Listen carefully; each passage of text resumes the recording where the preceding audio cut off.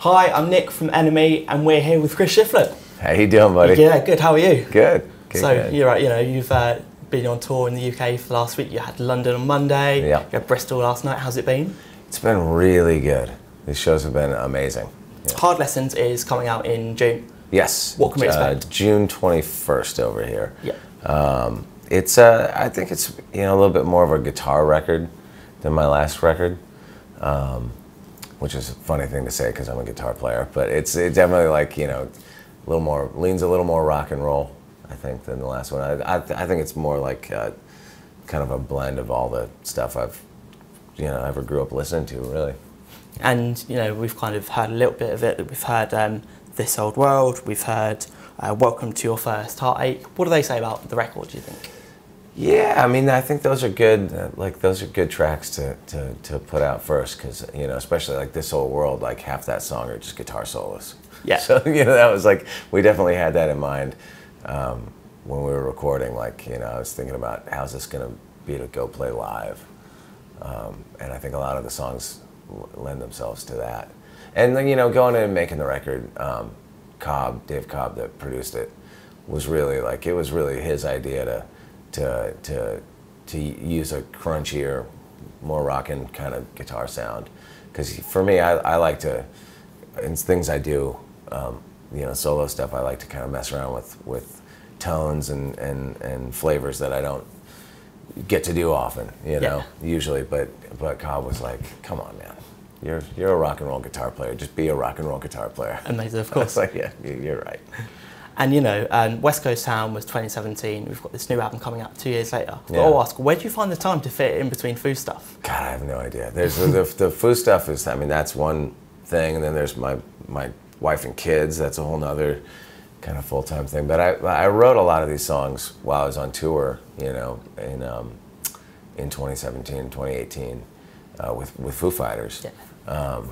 We toured a ton, so you wind up having a lot of downtime in hotel rooms and long flights and stuff to sort of think about things. And I knew I wanted to get in and make another record again quick. I didn't want to let a long time pass. And I'd had so much fun making West Coast Town, and I asked Cobb if he would work on another one with me, and he said he would. So I wanted to get in there and kind of strike while the iron was hot.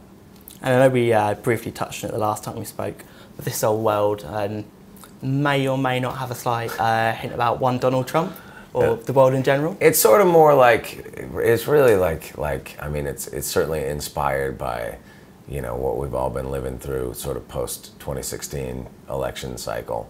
I wrote it kind of more from the viewpoint, it's not intended to be finger pointing at all. I mean, it's really not, if you read the lyrics, it's not exactly even all that political, but it's just, I feel like where I live, like everybody has lost their mind trying to figure out how Donald Trump got elected. I think it's just blown up the left's ability to sort of consider anything. And for me, I'm not even, I don't really even, in America we have the two-party system. We have the Democrats and we have the Republicans. Yeah. Donald Trump is a Republican, but he's not really a Republican. He's like some kind of weird hybrid of a lot of bad stuff. Yeah.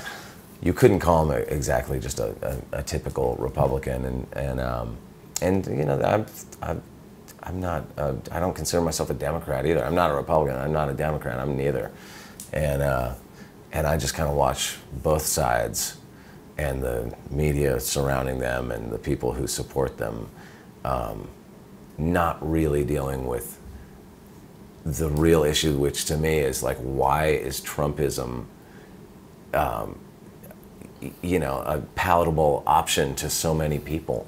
That's the thing you should figure out. Why did so many people vote twice for Obama and then turn around and vote for Donald Trump? Because that's the reality. Why did so many people in those Midwestern states that he won support Bernie Sanders, and then when he didn't get the nomination, turn around and support Donald Trump? That's the thing that people should be thinking about, not Russiagate or whatever, silly conspiracy theories, So we've got that side of the record, and then I briefly touched on it, but with Welcome to Your First Heartache, am I right in thinking that there's some family inspiration going on there? Oh, for sure. I have children. I have 3 boys. Yeah. And my oldest son, who's 15 now, when I was writing songs for the record, right around that time, he he had his first girlfriend, you know?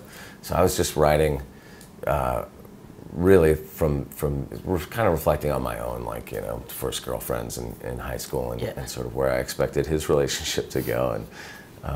And then, of course, but after I wrote the song, he wound up not getting his heart broken at all. He wound up being the heartbreaker. Turned it all on its head. Amazing. Yeah. And just again with West Coast Town and Hard Lessons and the difference between, you kind of touched on it, that West Coast Town is perhaps more country. But again, with the two of them, there is that kind of little bit different to Foo Fighters. Was it nice to go out and do something a little bit different? I think it's always fun to go out and play with different people. Yeah. You know, I've worked on my last couple records with almost the same crew of people, a little bit different. But most of the same folks in the same studio with the same, you know, producer and everything. And it's been fun. It's been like a huge learning curve for me. Because the way that Cobb makes records is totally different than the way we make records usually in the Foo Fighters. Yeah. You know?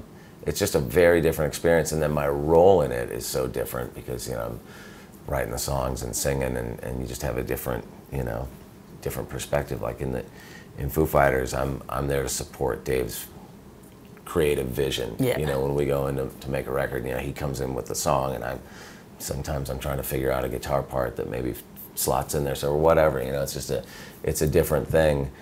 It's interesting making solo records because, you know, you sort of, the whole canvas is open, and then you get in there and you go like, what the fuck should I do? you definitely have that. I have those moments in the studio where you're like, I could do anything. What am I supposed to do? That's what Dave Cobb's for. Yeah. It's like, do this. And he's usually right. And going back to this tour, I know that the last time we saw you on these shores was last summer, Olympic Stadium, massive 60,000 or whatever it is. Yeah. And this time round, we're getting the intimate venues. Is it kind of like nice to go back to those sweatbox rooms where you can kind of like see the whites of their eyes and all I the mean, rest of it? the funny thing for me, like as a solo performer, man, I usually play those little rooms and it's not a sweatbox because there's only about 20 people there. Yeah. You know? That's why this tour is so great. You know, we're actually selling some tickets. You know, it's fun. You know, even with Foo Fighters, we've always done like underplays. You know, over the years, and then I've gone out and done stuff with Dead Peasants or Jackson United or just, you know, solo or whatever over the years. So I've never really like lost touch with that. That's a very, playing like a bar, you know, doing that size venue. That's super comfortable. That's, to me, you know, I love the big gigs. Yeah. Love the big gigs. The big gigs are great, but like rock and roll is kind of meant to be in a sweaty little room, I think. Yeah. And I mean, just going back to Foos, I mean, we're going to see you at Reading this summer. Is it your third time headlining? Yeah, I was thinking about that earlier. I actually don't know.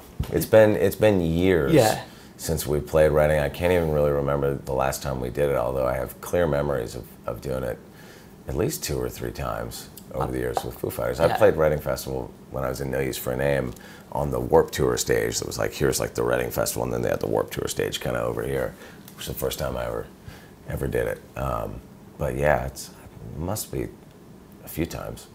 And the last time was 2012, certainly, when I last saw you. Yeah. Okay, so there you go. So yeah, it's been a while. Yeah, good old 7 years or so. And I know we briefly touched on it when we last spoke, but 20 years of Foo Fighters coming up. Has it felt like 20 years or? So there's some days on tour that feel like 100 years. Yeah. But no, it flies by. I mean, it really does fly by. But then you sort of look at what I look at what my life was 20 years ago. That seems like an eternity ago. You know, things are so different now. But yeah, it's amazing. I mean, I've never done anything for 20 years. You know, 20 years is a long time. It's great. Amazing. Cheers, Chris. Thank you. Thanks so much.